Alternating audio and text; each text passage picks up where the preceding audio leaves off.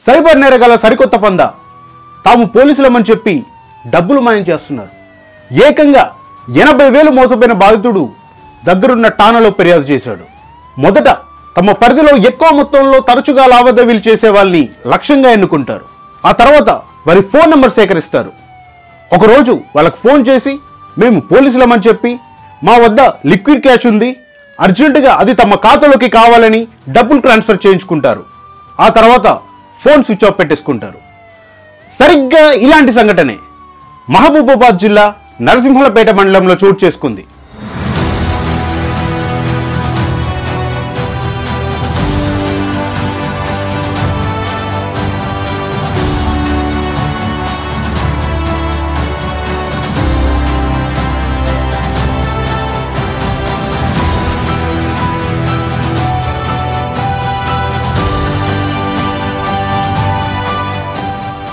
వివరాల్లోకి వెళ్తే Narasimhulapet SBI mini bank యజమాని అయిన గుగులోతు రమేష్ కి ఒకరోజు ఒక గుర్తు తెలియని వ్యక్తి ఫోన్ చేశాడు.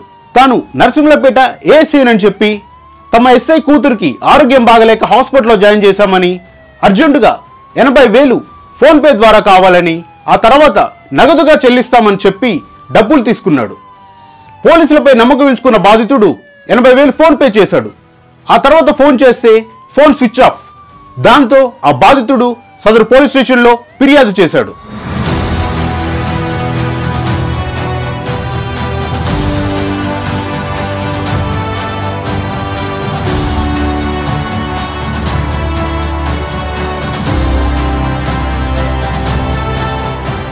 నాకు మొన్న శుక్రవారం సాయంత్రం 6 గంటల ప్రాంతంలో ASI నుంచి ఫోన్ వచ్చింది.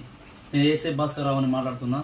కొద్దిగా SI వాళ్ళ పాపకు హాస్పిటల్లో అడ్మిట్ చేయరు, వాళ్ళకు 80,000 రూపాయలు హ్యాండ్ క్యాష్ ఉంది, అకౌంట్లో వేయాలని చెప్పి కాల్ వచ్చింది. ఇంతలోనే నేను మా మినీ బ్యాంక్లో ఉండే అబ్బాయికి ఫోన్ చేసిన. నేను హైదరాబాద్ ఉన్నా కాబట్టి ఫోన్ చేసి అక్కడ పోలీస్ స్టేషన్కి వెళ్ళి క్యాష్ తీసుకొని అమౌంట్ వేసేయమని చెప్పిన.